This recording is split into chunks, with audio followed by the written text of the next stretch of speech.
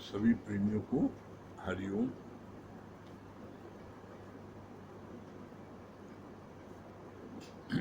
अभी गुरुजी ने कितनी अच्छी बात बोली है,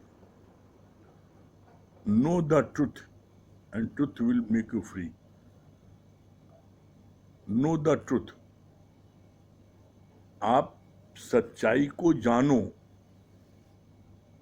और सच्चाई को जब आप जिस दिन जान जाओगे उस दिन आप अपने को सर्व से फ्री आजाद महसूस करोगे।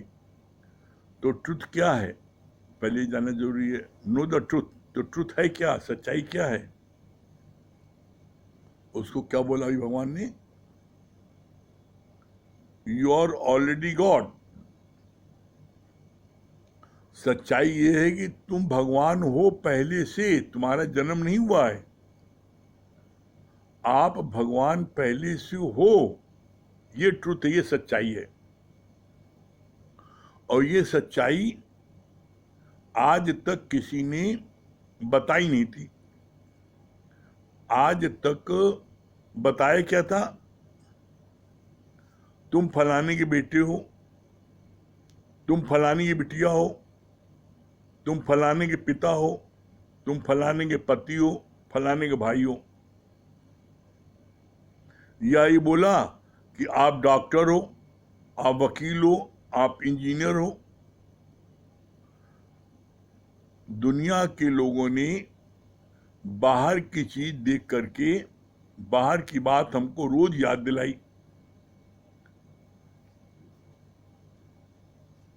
दुनिया के लोग, समाज के लोग, सत्यता यह है कि उनको पता ही नहीं था कि आप कौन हो।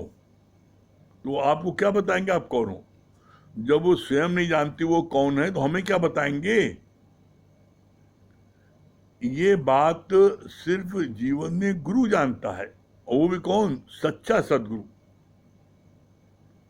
और सच्चे गुरु की सबसे बड़ी पहचान क्या है? सच्चा गुरु आप में ही आपका भगवान दिखाता है। और दुनिया के जितने गुरु हैं वो कहते हैं मैं भगवान तू चेला। वो भटकाते रहेंगे लेकिन कभी सच नहीं बताएंगे। क्यों? क्योंकि सच बता देंगे तो उनकी पुजाई बंद हो जाएगी। यहां गुरु को किसी से कुछ चाहिए नहीं, इसलिए गुरु यहां पर पहले दिन मिलने पर बोल देता है मान या न मान, तू है भगवान। कितनी बढ़िया बात बोली, मान या न मान, तू है भगवान। क्यों? क्योंकि गुरु को किसी से कुछ नहीं चाहिए। और दुनिया के जो गुरु होते हैं वो फंसाए रहते हैं, इसलिए जिससे कि हमको पूछता रहे, देता रहे। यहां तो गुरु स्वयं अपने तन का, मन का, धन का वो हर समय दान करता रहता है। उसको देख करके हमको शर्म आती है कि गुरु ने अपना सब कुछ निछावर कर दिया है, तो गुरु की देखा देखी हमारे मन में थोड़ा सा प्रेरणा जगती, हम भी कुछ करें। यहां गुरु किसी को यहां कहता कुछ नहीं है, लेकिन अपने आप अंदर से प्रेरणा होती है कि हम भी कुछ करें। क्यों? क्योंकि यहां गुरु कर रहा है, जबकि गुरु को हमें देना चाहिए, गुरु उल्टा हमको दे रहा है। इसीलिए एकमात्र सिर्फ हम लोगों के गुरु जी के सत्संग में जितने भक्तगण हैं उनके मन में एक अंधी श्रद्धा गुरु प्रति होती है। क्यों? क्योंकि गुरु को कभी कुछ देते नहीं देखा, गुरु को कभी कुछ लेते नहीं देखा। तो ऐसे में सच्चा गुरु मेरे में ही भगवान का दर्शन कराता है। क्या बोला? पूरे गुरु का सुन उपदेश, तो पार ब्रह्म निकट कर देख। निकट निकट कौन है? तुम्हारा अपना हृदय है। अपने ही हृदय में झांक कर देख लो, तुम्हें पूर्ण परमात्मा नजर आएगा। लेकिन पूर्ण परमात्मा नजर कब आएगा? इसका एक प्रोसेस है। प्रोसेस क्या है? जब आप अंदर देखोगे, आप तो 24 घंटे बहिर्मुखी हो, बाहर देख रहे हो, तो अंदर आपको देखने की फुर्सत कहाँ है? तो अंदर कैसे दिखाई पड़ेगा?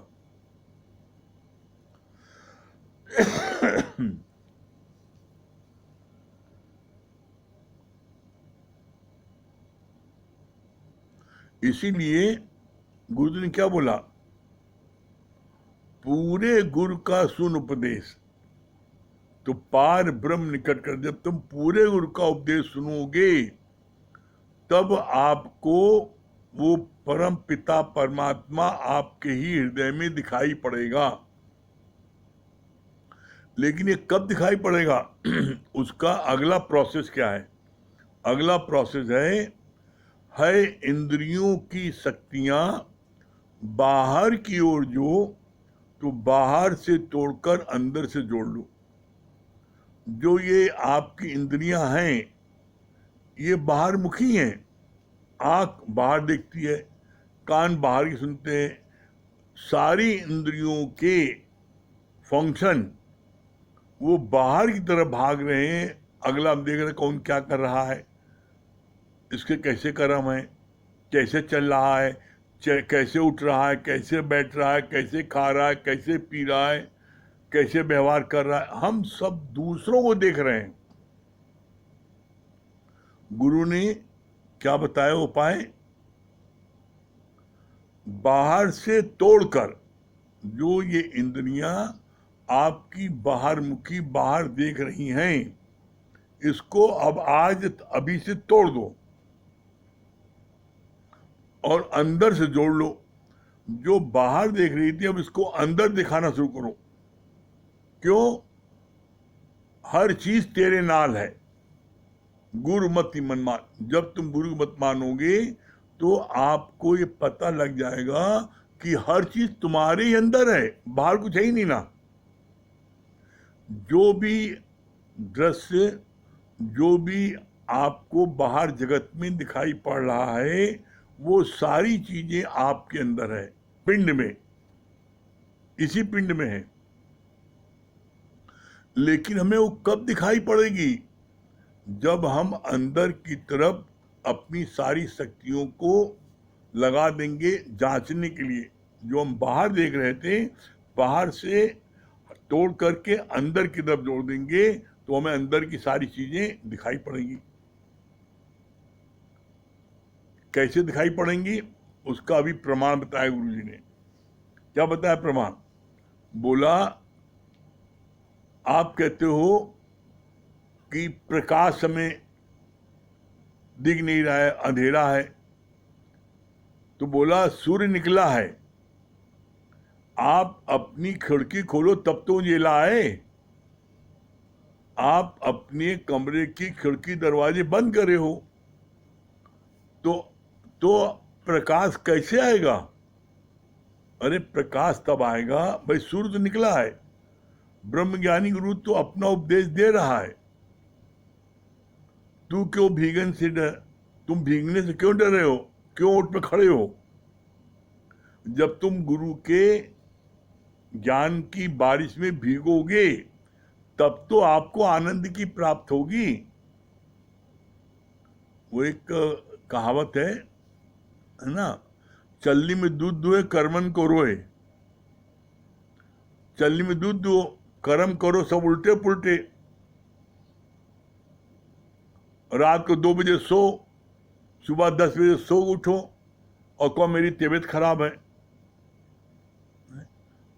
अंड बंड खाओ, सादा खाना नहीं खाओ, मैगी खाओ, ये खाओ, वो खाओ, सारी फास्ट फूड खाओ, मैदा खाओ दिन भर, और कहो मेरा पेट ठीक नहीं है। अरे इसी को बोलते हैं चलनी में दूध दिए कर्मन को रोए।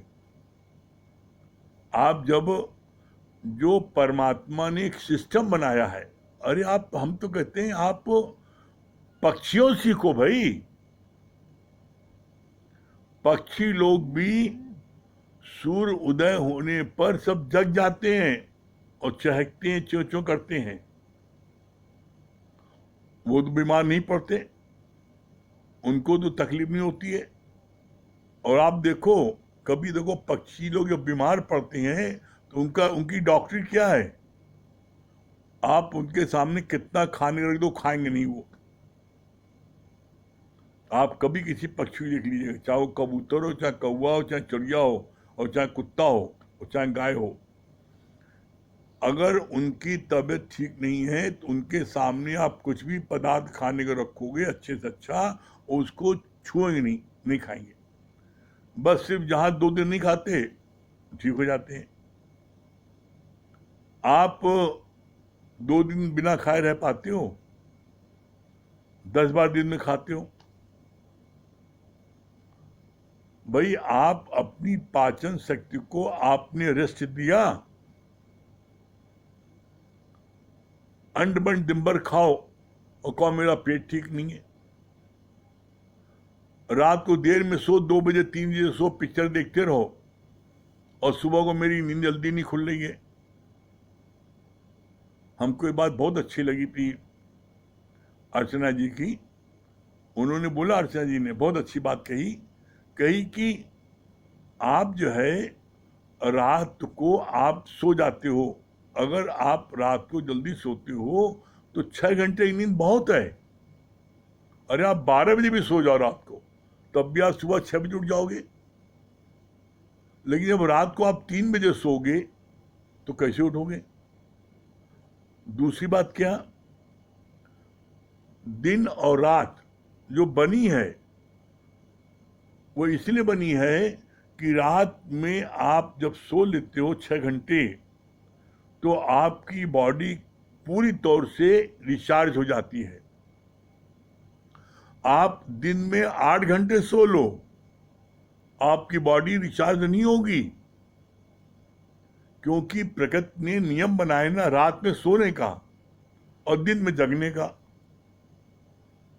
तो रात में आप जब सो लेते हो 6 घंटे तो आपकी बॉडी को पूरी ताकत मिल जाती है वर्किंग करने के लिए। और इस शरीर को, आज हम फिर इस बात को आपको दोबारा बोल रहे हैं और गारंटी से आपको कह रहे हैं, स्टैम्प पेपर पर लिख के दे सकते हैं आपको हम,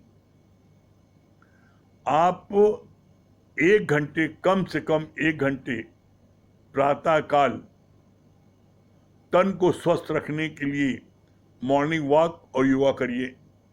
आप सुबह प्रातःकाल निकल जाइए बगीचे में और आप 1 घंटा आप वर्जिश करिए, और कम से कम 1 घंटा आप जो है 1 से 2 घंटा आप रात में सत्संग ले लो, तो आपका मन एकदम बिल्कुल साफ हो जाएगा। दिन भर की वर्किंग में जो आपके जो किसी से लड़ाई झगड़ा, तू मैं, कम ज़्यादा, नुकसान फायदा, जो कुछ भी हुआ और जितना आपके अंदर लिखा इस हृदय में, वो रात को आपने जब 1 घंटे 2 घंटे सत्संग ले लिया तो सारा वो जो है क्या हुआ, ज्ञान का पोछा लग गया। आपके मन में कोई बात भी नहीं रही रात को सोते समय। और जब आप रात में सोओगे तो आपका क्या है, ज्ञान का गीला पोछा लग गया।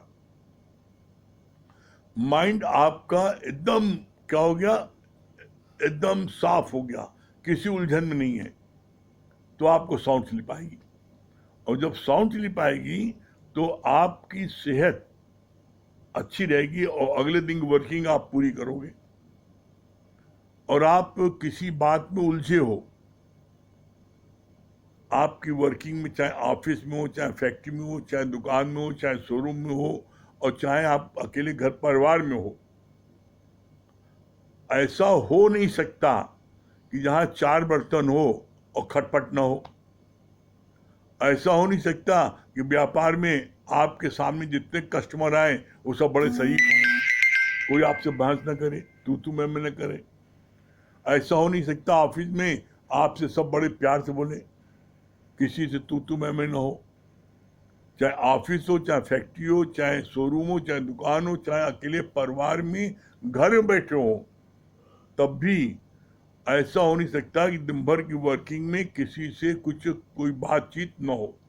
तो मन में जो बातचीत होती है वो मन में उलझन बनी रहती है, और वो उलझन जब तक आप गुरु के ज्ञान से उसको नहीं मिटाओगे, वो नहीं मिटेगी, वो उलझन बनी रहेगी। और वही उलझन हमको रात में सोने नहीं देती, रात भर टिक टिक टिक टिक करती रहती है। जब गुरु के ज्ञान का पोछा लग जाता है तो फिर साउंड स्लीप आती है। और ऐसा करने पर बोला गुरुजी ने, जब आप रात में सत्संग ले लिया, आपका मन जो है एकदम बिल्कुल कैसा हो गया, निर्विचार समाधि हो गई, कोई अंदर विचार नहीं आ रहा सोते समय। और प्रातःकाल आपने 1 घंटे 1.5 घंटे आपने वर्जिश कर लिया, वॉक कर लिया, योगा कर लिया, आपका तन भी स्वस्थ है और मन भी स्वस्थ है। और जीवन में धरती का सुख लेने के लिए परमात्मा ने कितनी सुंदर रची बाहर है, भगवान ने कितना सुंदर बाहर रची है। इसका सुख आप तभी ले सकते हो जब आपका शरीर भी स्वस्थ है और मन भी स्वस्थ है। ये दोनों एक ही सिक्के के दो पहलू हैं। आप सोचो कि मेरा जो है मन स्वस्थ है तो कोई बात नहीं, तन चाहे जैसे हो, नहीं, आप तन से उपराम नहीं होगे इतना। एक ही सिक्के के दो पहलू। अगर आपके दांत में दर्द हो रहा है, आपके आंख में दर्द हो रहा है, सिर में दर्द हो रहा है, पेट में दर्द हो रहा है, कहीं भी आपको कोई तकलीफ है, आप चाहे कितने ज्ञानी ध्यानी हो, आपका मन नहीं लगेगा ज्ञान में, आप बैठ नहीं पाओगे, आपका टिक टिक टिक टिक उसी जगह होगा कि हमारे दांत में दर्द हो रहा है या पता नहीं क्या बक बक कर रहे हैं। आप उस समय गुरु के वचन को सुनने में भी आपको बुरा लगेगा। क्यों? क्योंकि शरीर में तकलीफ है। तो ऐसे में तन भी स्वस्थ होना जरूरी है, और तन के साथ साथ मन भी स्वस्थ होना जरूरी है। इसके लिए गुरुजी ने क्या बोला, 98% you are mental and 2% physical. 98% मतलब 100 में 98% आप मन से बीमार हो। तो मन से बीमारी दूर कब होगी? मन की बीमारी को दूर करने के लिए एकमात्र साधन है सच्चे गुरु का सुन उपदेश। जब आप सच्चे गुरु का उपदेश सुनोगे, सच्चे गुरु का संग करोगे, सच्चे गुरु की कंपनी करोगे, तो आपको क्या होगा, केवल पार ब्रह्म निकट कर दे, तो आप अपने हृदय में परमात्मा का दर्शन कर लोगे। बाहर जाने की, भटकने की आवश्यकता नहीं है। बाहर जो डोले भरम में डोले, जो बाहर डोल रहा है वो भरम में है। भगवान वैष्णो देवी बैठे हैं, भगवान मैहर देवी बैठे हैं, भगवान काशी में बैठे हैं, कहीं नहीं बैठे, भगवान सब जगह बैठे हैं। कोई जगह न तुझसे खाली है, तू व्यापक डाली डाली है। एक नहीं, कितने प्रमाण हैं भगवान के लिए। भगवान सब जगह है। तुम कहां ढूंढने जा रहे हो? कैसे? बोला, जर्रे जर्रे में है झांकी राम की, किसी सूझ वाली आंख ने पहचान की। सूझ वाली आंख कौन देता है? गुरु ब्रह्म दृष्टि देता है। दुनिया वाले हमको चम दृष्टि देते हैं तो हमको चमड़ा दिखाई पड़ता है, ये मेरे पापा है, मेरी मम्मी है, फलाने ठिकाने। गुरु हमें ब्रह्म दिखता है तो हमें ब्रह्म दिखाई पड़ता है। चलो ब्रह्मी ब्रह्म दिखा। आप ही बोलते हो फूलों में राम, कलियों में राम, कहानी राम है। आप ही बोलते हो मेरे रोम रोम में बसने वाले राम, कहानी राम है। आप ही बोलते हो। तो ऐसे में आप जो बोलते हो मेरे रोम रोम बसने वाले राम है, तो राम कहाँ नहीं है? एक शरीर में हजारों रोम है, एक शरीर में लाखों करोड़ों रोम है। शरीर में रोम रोम में है, जर्रे जर्रे में है। फूलों में राम, कलियों में राम, कहाँ नहीं राम है? जब सब जगह भगवान है तो तुम भगवान को ढूंढने कहाँ जा रहे हो? भगवान को ढूंढने कहाँ जा रहे हो भैया? इसीलिए कहा जो बाहर जो ढूंढता है वो भरम में है। तो ऐसे में बाहर ढूंढना बंद करके अपने अंदर ही खोज करो। जैसे वो बुढ़िया के लिए बोला नहीं, वो बुढ़िया बाहर सुई ढूंढ रही थी और बाहर सुई ढूंढते ढूंढते वो परेशान हो गई, मिल नहीं रही थी। लड़कों ने पूछा अम्मा क्या देख रही हो? कहा सुई देख रहे हैं। कहा सुई देख रहे हैं, कहाँ खोई थी? कहा खोई थी तो कमरे के अंदर, तो बाहर क्यों देख रही हो? अरे बाहर जो है ना प्रकाश है, अंदर अंधेरा है। तो कहा अंदर ही प्रकाश करो तो सुई दिख जाएगी। वही चीज हम करते हैं। हम जो है यहाँ चले जाए भगवान मिल जाएगा, वहां चले जाए भगवान मिल, अरे भगवान तो तेरे अंदर है। इस बात को कोई समझता नहीं और न कोई समझना चाहता है। तो ऐसे में जब सच्चा गुरु जीवन में आता है तब हमको ये बात पता लगती है। ठीक है, चलिए फिर मिलते हैं, फिर से लगा लीजिए। तो ऐसे में हम बाहर न ढूंढें, अपने अंदर ढूंढें तो हमको जो है परमात्मा दिखेगा। ठीक है, चलिए हम लोगों का गीता का दूसरा अध्याय चल रहा था। गीता का दूसरा अध्याय चल रहा था और कल पढ़ा गया था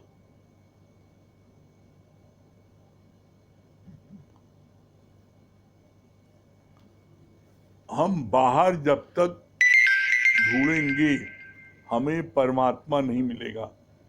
हमें अपने ही अंदर ढूंढना है और अपने अंदर ढूंढने के लिए हमें गुरु से ब्रह्म दृष्टि लेनी पड़ेगी।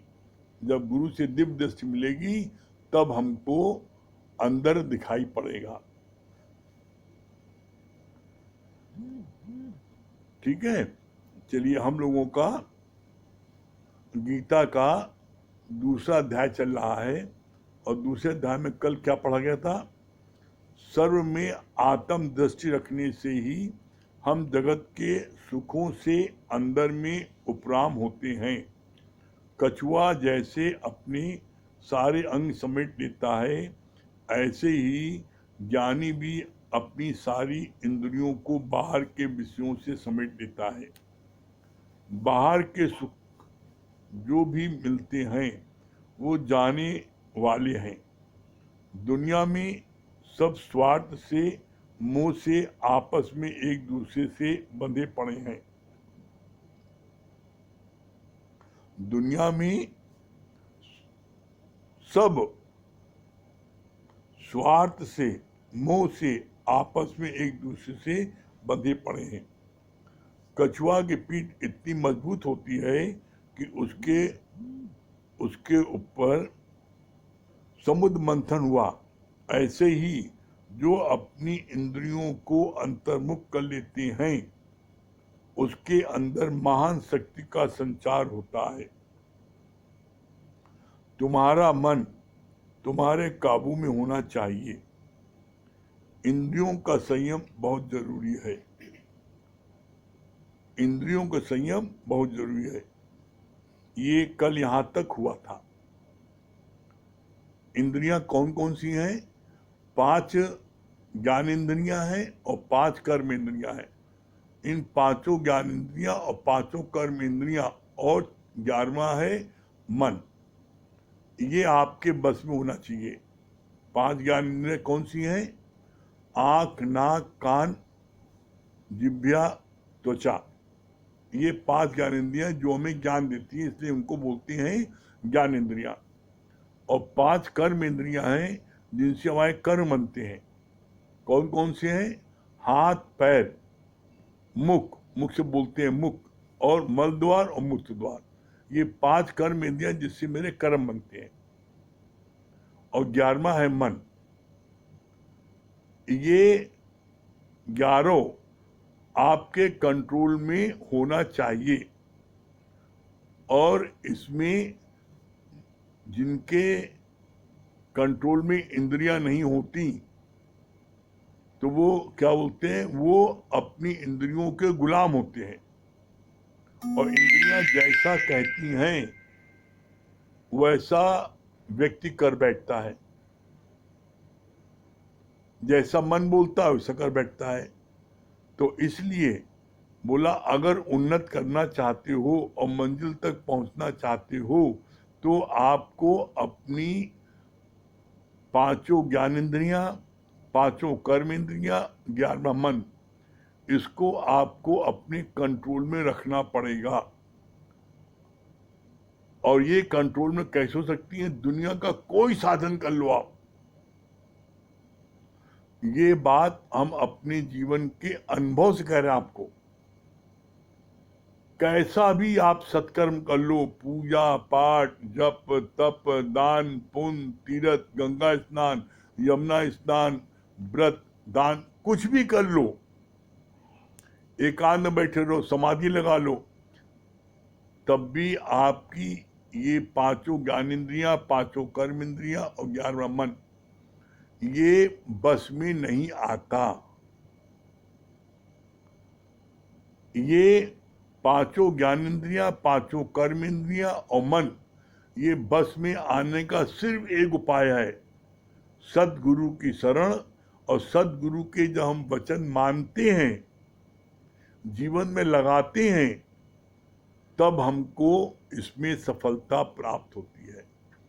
इसीलिए एक लाइन आती है, मन मारन की औषधि सतगुरु देत बताए।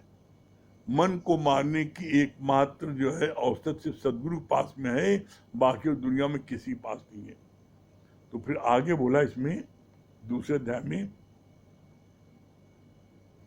दूसरे अध्याय का स्थित प्रज्ञ का लक्षण रोज पढ़ो और फिर अपने को जांचो कि तुम कहां खड़े हो, क्वेश्चन मार्क। तो अब इसमें लिखा है दूसरे अध्याय का स्थित प्रज्ञ का लक्षण रोज पढ़ो और फिर अपने को जांचो कि तुम कहां खड़े हो, क्वेश्चन। अब स्थित प्रज्ञ क्या है? जब यही नहीं पता है कि स्थित प्रज्ञ क्या है, तो आप स्थित प्रज्ञ के लक्षण रटते रहो तो उससे कोई फायदा नहीं होगा। ज्ञान को समझो अच्छे से, तो आपको सफलता जल्दी मिलेगी। बोला स्थित प्रज्ञ के लक्षण। स्थित प्रज्ञ के लक्षण क्या है? बोला सुख में दुख में, ये स्थित प्रज्ञ के लक्षण है। सुख में दुख में, मान में अपमान में, लाभ में हानि में, जीवन में मरण में, यश में अपयश में, जितने द्वंद्वी जोड़े हैं उन सब में आप सब रहो। उन सब में आपके ऊपर कोई प्रभाव न पड़े, चाहे जीवन में सुख मिले और चाहे जीवन में दुख मिले, आपके चेहरे पर वही प्रसन्नचित्ता का भाव होना चाहिए, उदासी मायूसी नहीं। चाहे आपके यश मिले चाहे अपयश मिले, कितना यश मिल जाए, कितनी लोग वाहवाही करें, तो ऐसा ना हो। जो अज्ञानी होते हैं उनके साथ क्या होता है, यश मिलता है तो छत पर चढ़ जाते हैं, नाचने लगते हैं घमंड में, और जब अपयश मिलता है तो सुसाइड कर लेते हैं, रसातल में चले जाते हैं, घर छोड़ के भाग जाते हैं। तो बोला नहीं, चाहे सुख हो चाहे दुख हो, चाहे मान हो चाहे अपमान हो, चाहे लाभ हो चाहे हानि हो, बोला जितने द्वंद्वी जोड़े हैं उनसे उपराम हो जाओ और जो भी कर्म करो, कर्म में फल की इच्छा को छोड़ दो। तो आप कर्म कर रहे हैं कर्म करने के लिए, तो आपको किसी से कोई भी दिलचस्पी, किसी का पक्षपात, किसी के उसमें आप नहीं आओगे। जब आप फल की इच्छा रखोगे तो आप किसी का पक्षपात करोगे, किसी के साथ अन्याय करोगे। तो इसीलिए बोला भगवान ने फल की इच्छा से रहित। तो यहाँ पर अपने को जांचो कि आप स्थित प्रज्ञ के लक्षण में, सुख में दुख में, मान में अपमान में, लाभ में हानि में, जीवन में मरण में, यश में यश में, सब में आप समान रहते हैं, दुखी सुखी नहीं होते। जांचो इसमें। और जिस चीज में आपको असफलता मिल रही है उस चीज के लिए आप गुरु से पूछो, तो गुरु उसका आपको जवाब देगा। इसी तरीके से पूछते पूछते आप मंजिल तक पहुंच जाओगी। फिर आगे बोला, रहो भले जगत में पर त्याग भावना से। आप जगत छोड़ो कहाँ जाओगे? रहो जगत में। बोला कैसे रहो? त्याग भावना से। कैसे? जैसे राजा जनक रजाई में रहता था, फिर भी उसका निरासक्त भाव था। राजा जनक रजाई में रहता था, लेकिन फिर भी उसका जो निरासक्त भाव था। राजा जनक, आपके रानियां भी हैं, महल भी है, दास दासी भी हैं, सुख के सारे साधन हैं, और जो सुख चाहे वो जो है उस सुख को ले सकता है, उसको वो सामर्थ्यवान है। लेकिन फिर भी वो उन चीजों में सुख सबका ले रहा है, लेकिन कहीं फंस नहीं रहा है, कहीं वो आसक्त नहीं हो रहा है। राजा जनक क्यों नहीं आसक्त हो रहा है? कारण क्या पता है? कारण यह है कि वो हर समय अपने ऊपर मौत की तलवार लटकती हुई जानता है कि एनी मोमेंट, किसी समय भी शरीर जा सकता है, तो हम किसी चीज में क्यों अटके? तो इसके लिए गुरु जी ने बड़ा अच्छा एक दृष्टांत बोला। कहा जैसे एक धनवान महिला के पास पूरा बक्सा भर के ऑर्नामेंट्स, सोने का हार है। अब वो शादी में, विवाह में, पार्टी में जाती है, तो वो चाहे पहन के जाए चाहे न पहन के जाए, ये उसकी मर्जी है। और कौन सा हार पहन जाए कौन सा न पहन जाए, उसकी मर्जी है। एक भी न पहने और सब भी पहने, लेकिन उसको हर कोई जानता है कि महारानी है। उसके चाल से, ढाल से, बोलने से, चालने से उसके में प्रकट होता है ये महारानी है। तो वो पहने तो और न पहने तो उसके लिए कोई फर्क नहीं पड़ता।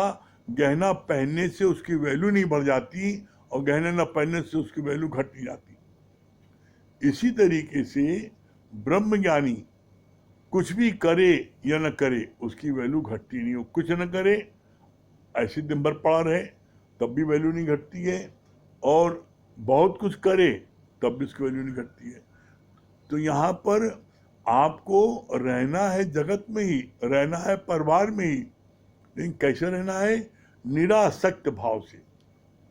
आप परिवार में कहीं फंसो नहीं, कहीं उलझो नहीं, कहीं ठहरो नहीं। कैसे रहो? बोला जैसे होशियार मक्खी की तरह। होशियार मक्खी को भी भूख लगी है और मूर्ख मक्खी को भी भूख लगी है। होशियार मक्खी क्या करती है? हलवाई के दुकान में जाती है और चाशनी के कढ़ाव पर एक किनारे बैठती है और भरपेट चाशनी लेती है, और उसके बाद पेट भर जाता है, फुर्स हो जाती है। और उसी की जगह मूर्ख मक्खी है, वो आती है, छप से चाशनी के कढ़ाव में बीच में बैठ जाती है और चाशनी भरपेट लेती है, लेकिन जब उड़ना चाहती है तो उसके पंख चाशनी में क्या हो गए? चाशनी में भीग गए, तो चपचपाने लगे। अब वो उड़ नहीं पा रही है। अब चाशनी में जब उड़ नहीं पा रही तो क्या होगा? घुट घुट करके उसी में उसका दम टूट जाता है। इसी तरीके से जो लोग गृहस्थ में बैठ जाते हैं, वो घुट घुट करके वो मरते हैं। क्यों? ये कहो सबके साथ में सामान्य एक सी उनके साथ में वो परिस्थिति रहे, नहीं। घर के जितने प्राणी हैं, सबके अलग अलग कर्म हैं, सबकी अलग अलग प्रारब्ध है। तो किसी को सुख मिल रहा है, किसी को दुख मिल रहा है, किसी का स्वास्थ्य अच्छा है, किसी का खराब है, किसी को कुछ है, किसी को कुछ है।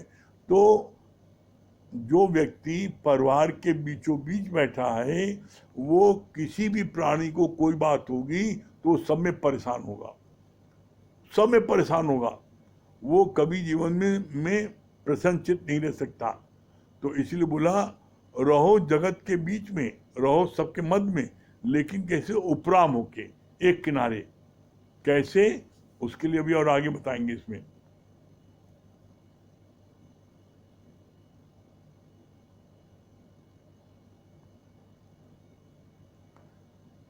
भले जगत में पर त्याग भावना से। राजा जनक रजाई में रहता था, फिर भी उसका निरासक्त भाव था। मौत की तलवार को सदैव अपने ऊपर लटकी समझता था, तो किसी भी देह से उसका मोह नहीं था। किसी भी देह से उसका मोह क्यों नहीं था? क्योंकि हर समय अपने ऊपर वो नंगी तलवार लटकता हुआ महसूस करता था। इसका एक दृष्टांत गुरुजी ने बहुत अच्छा बोला सारी प्रजा को ये भ्रम था कि ये राजा जनक को सब लोग बड़े ब्रह्मज्ञानी बोलते हैं। ये कहाँ के ब्रह्मज्ञानी भैया? रानी का भी सुख ले रहे हैं, महल का भी सुख ले रहे हैं, गाड़ी घोड़े की सुख ले रहे हैं, नौकर चाकर की सुख ले रहे हैं, सारे सुख ले रहे हैं, और ब्रह्मज्ञानी कैसे हैं? सारी मौज भी ले रहे हैं और ब्रह्मज्ञानी अलग बने हैं। तो ये चीज सब तरफ लोगों में एक भ्रम फैलता गया। राजा जनक तक एक पहुंची खबर, तो राजा जनक ने क्या क्या, भाई लोगों के भ्रम को दूर करना पड़ेगा, नहीं तो प्रजा में गलतफहमी होती जाएगी। राजा ने क्या किया? राजा ने ढिंढोरा पिटवा दिया, आज राजा की तरफ से सबको दावत है और सब कोई भोजन करने आना कंपलसरी है, सब आएंगे। और साथ में ये कहला दिया कि हर व्यक्ति को पूरा खाना खा के उठना पड़ेगा। कोई आधा खाना खा के उठेगा तो उसकी गर्दन कलंक कर दी जाएगी। पूरा खाना भी खाना रहेगा, आना भी जरूरी है, और सब लोगों को, और पूरा खाना भी जरूरी है। तो सब लोगों ने कहा ये कौन सी पहेली है?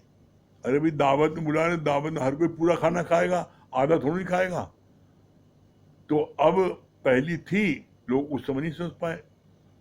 सब लोग आए खुशी खुशी, भाई आ गए, दावत हुई, सब लोगों ने बड़े प्यार से देखा क्या बढ़िया व्यंजन है, 56 प्रकार का भोग है।